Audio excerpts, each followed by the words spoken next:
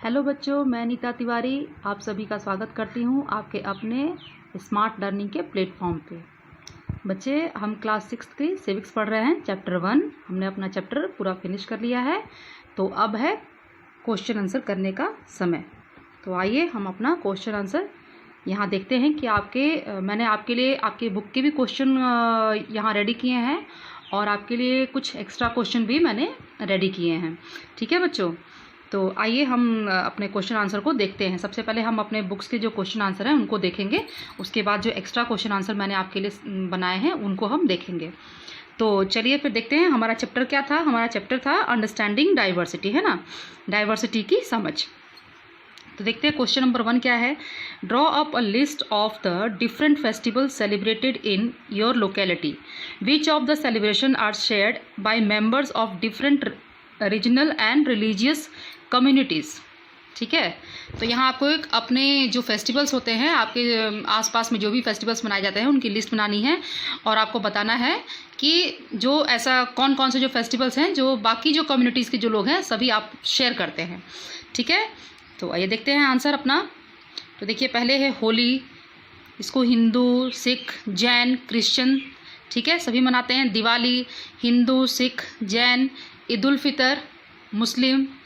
Christmas Christians, Hindu, Sikh, Jain, Muslim. Lohri Hindu, Sikh.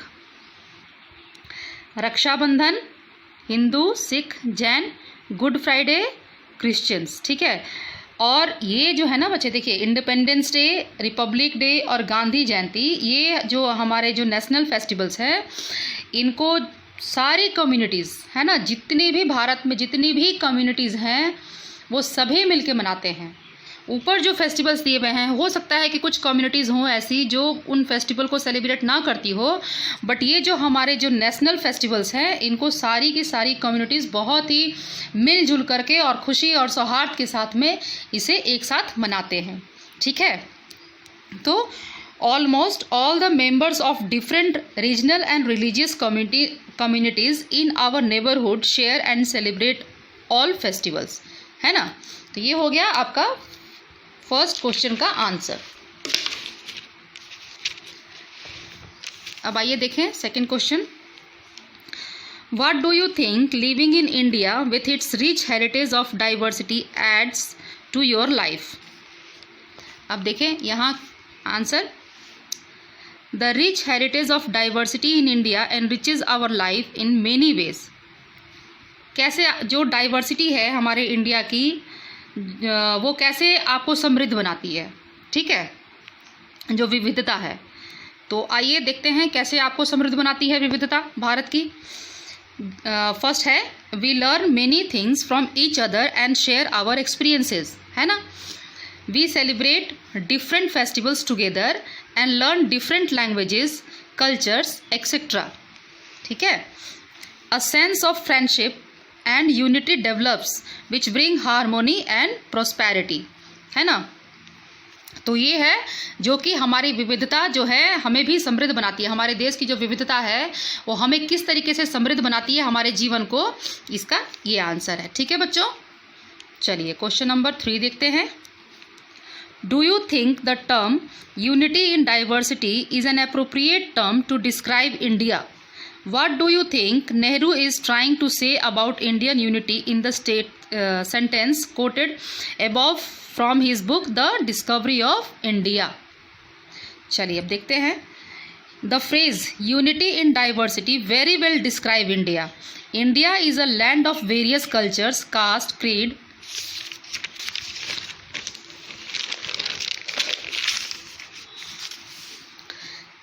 and religions. Still people live in harmony and brotherhood. They celebrate festivals together and share their joys and sorrows together, है ना। हम लोग इतने सारे जाति, धर्म, अलग अलग भाषाएं बोलने वाले लोग जो हैं, हम सब एक साथ रहते हैं, बहुत ही प्यार से भाईचारे के साथ रहते हैं। हम अपने फेस्टिवल्स को एक साथ मिलकर सेलिब्रेट करते हैं, हम सबके खुशी में शामिल होते हैं और सबके दुख को भी शेयर करते हैं, है ना। Differences in terms of cultures, religions and languages add enchantment and spice to our lives. This diversity help us live a harmonious life. In fact, unity in diversity is a base for Indian cultural nationalism. ठीक है, अब ये देखिए, enchantment का मतलब होता है आकर्षित करना. ठीक है, जो ये जो हमारे जो कंट्री की जो ये विविधता है कि जो अलग अलग रिलीजन के लोग रहते हैं, इतने सारे कल्चर्स हैं, इतनी सारी लैंग्वेजेस बोली जाती है यहाँ पर, ये सब चीज़ हमें एक दूसरे के प्रति आकर्षित करती है. ठीक है, इससे हमें हमारे बीच में भाईचारा उत्पन्न होता है. ठीक, और जो ये यूनिटी इन डाइवर्सिटी जो है, ये हमारे जो राष्ट्रवाद है हमारे देश का, इंडिया का कल्चर का जो राष्ट्र ये नेशनलिज्म है, इसकी जो बेस है ये. ठीक है, यूनिटी इन डाइवर्सिटी, यही हमारी एकता है. डाइवर्सिटी जो है यही हमारी एकता है. ठीक है बच्चों, चलिए अब question number 4. Underline the line in the poem sung after the Jallianwala Bagh massacre, which according to you reflects India's essential unity. हम देखते हैं इसका answer. The line, the blood of Hindus and Muslims flow together today, है ना. ये जो poem लिखा गया है तो इसमें लिखा गया कि आज जो है हिंदू और मुसलमान दोनों का जो खून एक साथ बहा है. रिफ्लेक्ट्स इंडियाज एसेंशियल यूनिटी, ये हमारे देश की जो यूनिटी है उसको दर्शाता है, उसको बताता है ना.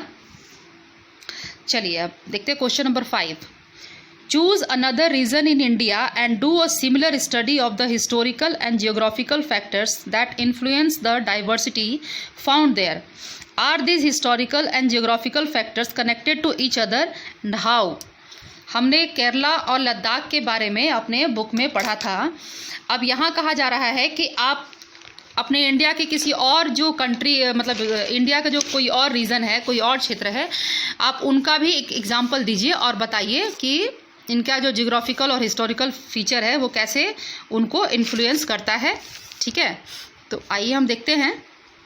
आपने लद्दाख और केरला के बारे में तो पढ़ा ही था कि किस तरीके से जो वहाँ का जियोग्राफिकल और हिस्टोरिकल जो फीचर है वो किस तरीके से वहाँ के लोगों को प्रभावित करता है, और है ना. तो अब हम यहाँ देखेंगे कि आंसर हमारा क्या है. द 2 रीजन्स आर असम और महाराष्ट्र. यहाँ हमने 2 रीजन लिए हैं, 2 क्षेत्र भारत के लिए हैं, जिसमें से कि एक है आपका असम और एक है महाराष्ट्र. ठीक है, तो चलिए सबसे पहले हम असम के बारे में पढ़ते हैं. जियोग्राफिकल फीचर्स इसका देखते हैं. It is situated at the foothills of the eastern Himalaya. ठीक है, is the largest state in north east India. कहाँ है ये? नॉर्थ ईस्ट इंडिया है ना, लार्जेस्ट स्टेट है नॉर्थ ईस्ट इंडिया का. And lies in the middle reach of the river Brahmaputra and Barak. ठीक है, अब देखिए ये जो बराक रिवर है ये कहाँ से होके, ये और जो नदियाँ, ये बराक रिवर है कहाँ से होके आती है? मणिपुर, नागालैंड, मिजोरम एंड आसाम. ठीक है, ये तो खैर ज्योग्राफी का है, मैं जब ज्योग्राफी पढ़ाऊंगी तो आप लोग को पढ़ाऊंगी, बट आपके छोटे से एक नॉलेज के लिए मैंने यहाँ लिख दिया. अब आगे देखिए. The land has uneven topography and is full of hills, plains and rivers. यहाँ पर देखिए क्या है, ये यहाँ का जो क्षेत्र है, स्थल है, टोपोग्राफी मतलब स्थल की जो आकृति है वो अनइवन है.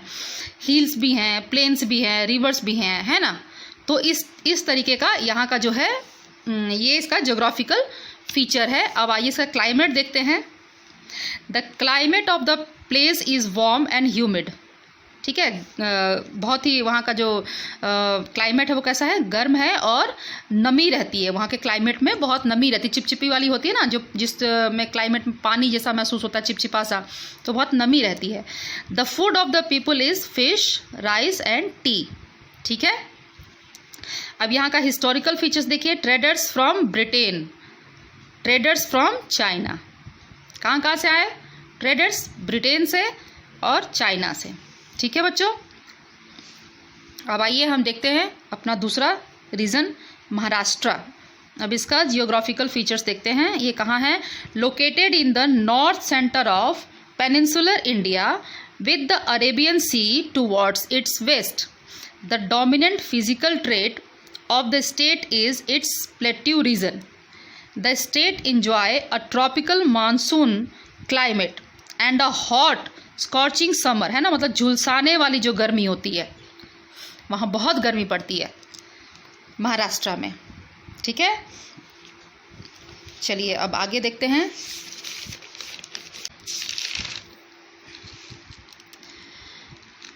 इसके फूड के बारे में देखें, वहाँ के लोग क्या फूड खाते हैं।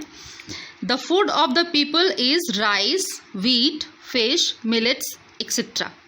ठीक है, देखा आपने क्या क्या महाराष्ट्र में लोग किस तरीके का खाना पसंद मतलब खाते हैं।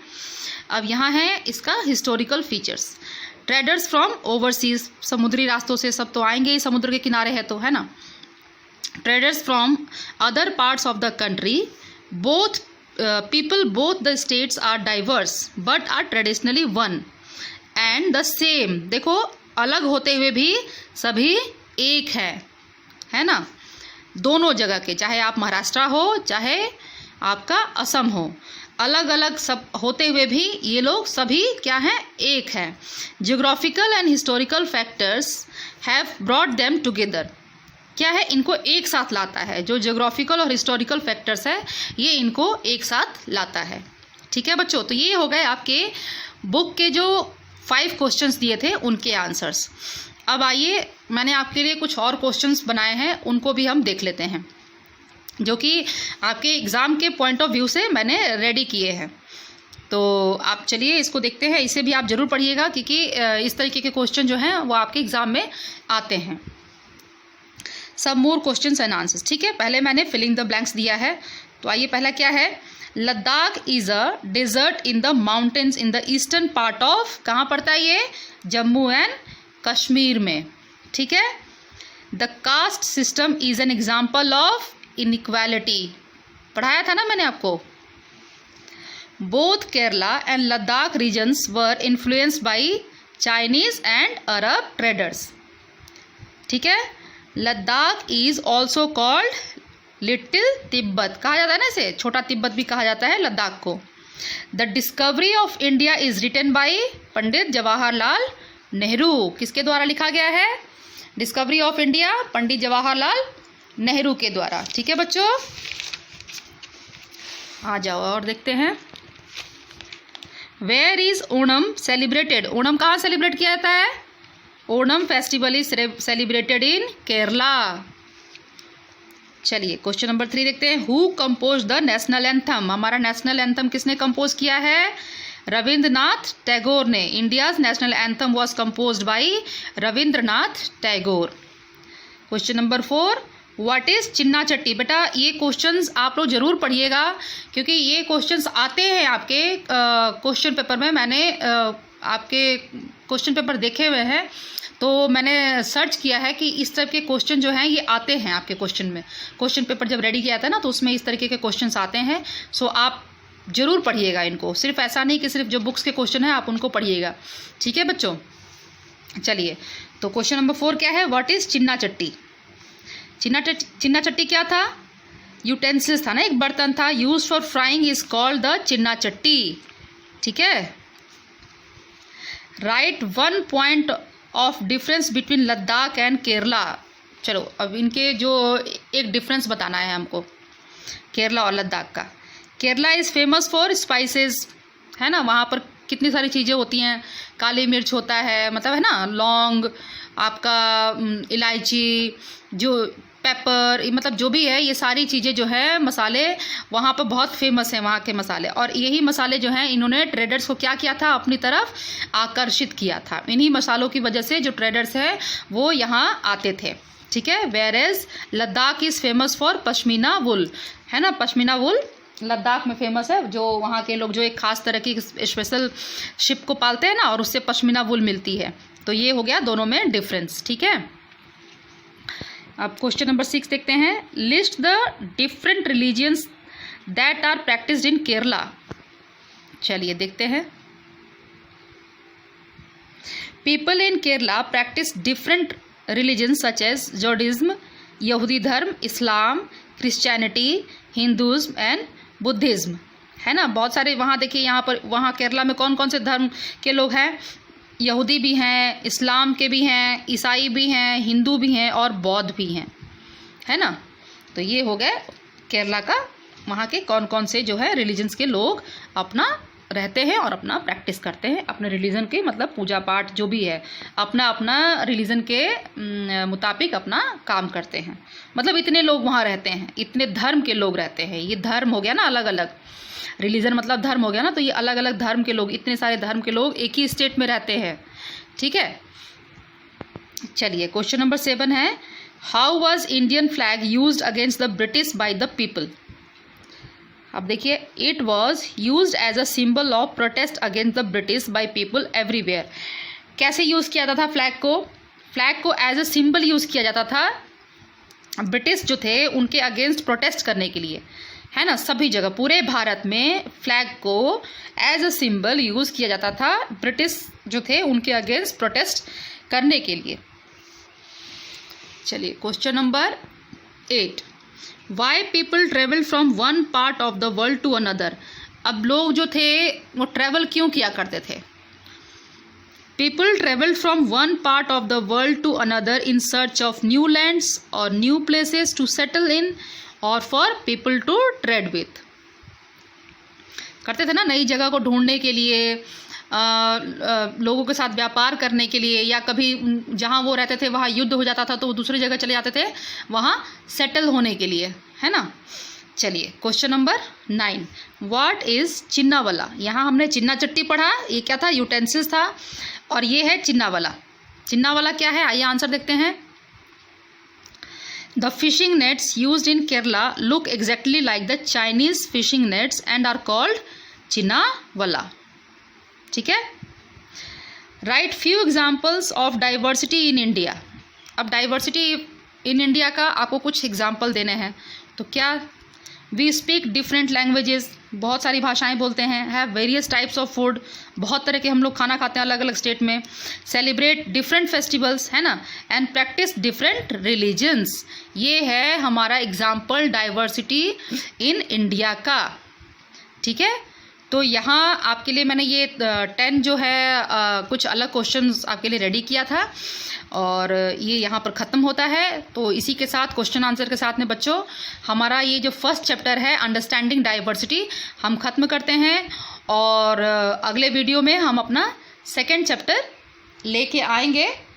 ठीक है, तब तक आप फर्स्ट चैप्टर को अच्छे से पढ़िए, क्वेश्चन आंसर्स को पढ़िए, बुक में अच्छे से समझने की कोशिश कीजिए। वीडियो को एक बार नहीं तो बार बार देखिए, उसको समझिए।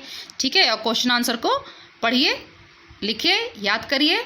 तब हम अगले वीडियो में मिलेंगे अगले चैप्टर के साथ में। और तब तक अगर आपको बच्चों मेरा वीडियो पसंद आता है तो आप इसे लाइक ज़रूर करिए। मेरे चैनल को अगर आपने सब्सक्राइब नहीं किया है तो उसे सब्सक्राइब कर लीजिए, बेल आइकन को दबाइए ताकि मेरे सभी आने वाले वीडियोस की नोटिफिकेशन आपको मिल सके। क्योंकि मैं आपके लिए आपके सारे जो एसएसटी के जितने भी सब्जेक्ट है, आपका हिस्ट्री, ज्योग्राफी, सिविक्स, मैं इन तीनों को ही लेकर आने वाली हूँ। ठीक है, 1 बाय 1 मैं तीनों को लेके आऊँगी। इससे पहले मैंने आपके लिए हिस्ट्री लाई थी, हिस्ट्री के 3 चैप्टर मैं आपको ऑलरेडी करा चुकी हूँ। फिर मैंने अभी आपके लिए सिविक्स लाया है, इसमें मैंने आपका 1 चैप्टर ख़त्म कर दिया है। अब हम सेकंड चैप्टर पढ़ेंगे, फिर मैं आपके लिए ज्योग्राफी लेके आऊँगी। ठीक है, इस तरीके से मतलब मैं आपका स्टेप बाय स्टेप जो है तीनों जो है आपका हिस्ट्री, ज्योग्राफी और सिविक्स, इन तीनों सब्जेक्ट्स को मैं आपके लिए लेके आऊँगी। तो अगर आप मेरा बेल आइकन नहीं दबाएंगे, चैनल को सब्सक्राइब नहीं करेंगे तो आपको कैसे पता चलेगा। आप चैनल को सब्सक्राइब करिए, बेल आइकन को दबाइए और मेरे वीडियो को शेयर करिए। तो चलिए बच्चों, फिर हम अगले वीडियो में मिलेंगे। तब तक आप लोग खुश रहिए, पढ़ते रहिए, मुस्कुराते रहिए। चलिए बाय बाय।